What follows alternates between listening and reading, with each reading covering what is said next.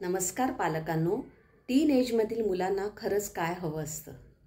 आपण सर्वजण जाणतो की या वयातील मुलांना भावनांच्या बाबतीत खूप वेगळ्या प्रकारचा अनुभव येत असतो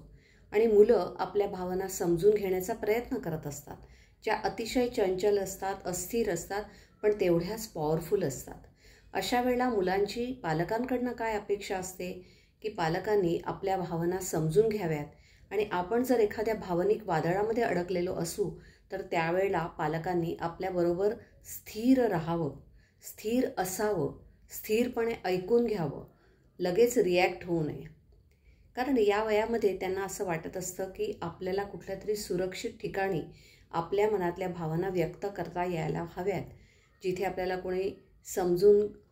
वेगळ्या प्रकारे आपल्याबद्दलचं चित्र मनात निर्माण करणार नाही,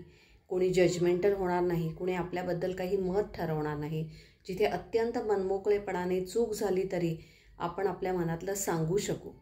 पण नेमकं आपण काय करतो तर ज्यावेळेला आपल्याकडे मुलं येतात त्यावेळेला आपण रिॲक्ट होतो. आठवा की जेव्हा हेच मूल लहान होतं,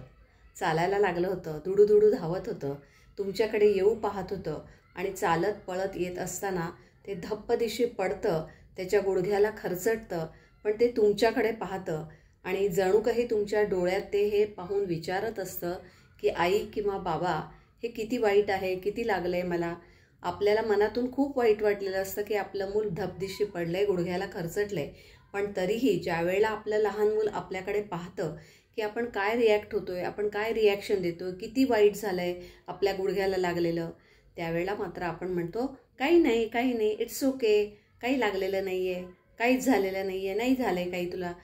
हे म्हणणं ऐकल्यानंतर मुलाला असं वाटतं की मला जे काही झालेलं आहे किंवा माझ्या हातून जे काही घडलेलं आहे ते खूप वाईट नाही आहे.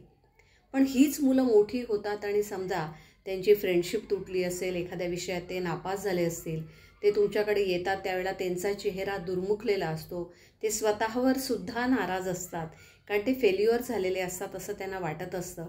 त्यावेळेला मात्र त्यांना अपेक्षा असते की तुम्ही असं म्हणायला हवं की हरकत नाही,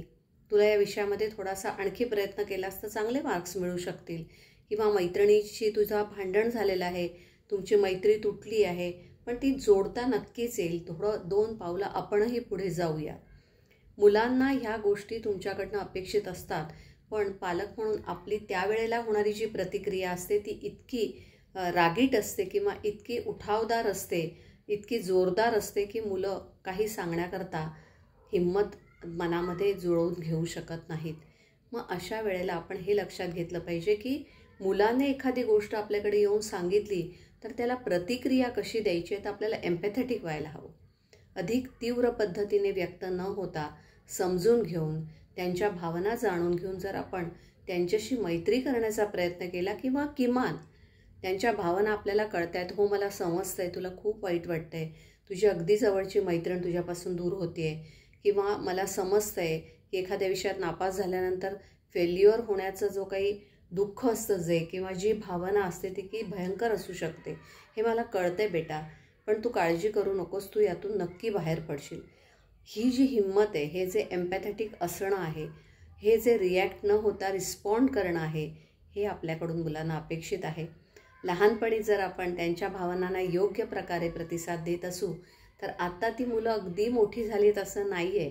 तर ती मोठी होऊ पाहतायत, पण तरीही तुमच्या भावनात्मक पाठिंब्याची, सपोर्टची, इमोशनल सपोर्टची त्यांना खरंच खूप गरज आहे. टीनेजर्सना हवं आहे की तुम्ही अत्यंत स्थिर चित्ताने, स्थिर मनाने त्यांच्यासोबत राहावं, त्यांना भावनिक पाठिंबा द्यावा. धन्यवाद.